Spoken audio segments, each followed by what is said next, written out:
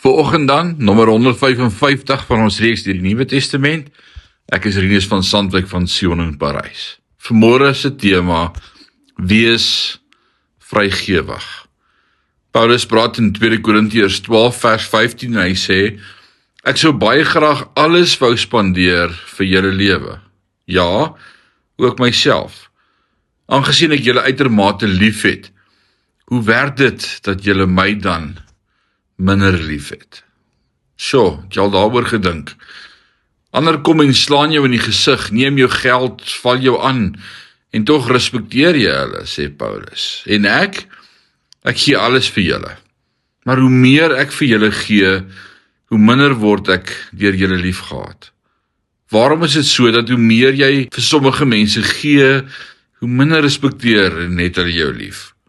As iemand hoogmoedig en arrogant is, kyk mense soms met ontzag na hom op. Maar as iemand sê, ek is bereid om alles wat ek het ter wille van julle te gee, dink mense dat hy seker nie baie besonders is nie. Moenie mismoedig, verbaas of ontmoedig voel, wanneer mense jou minder lief het, na mate jy hulle meer lief het nie.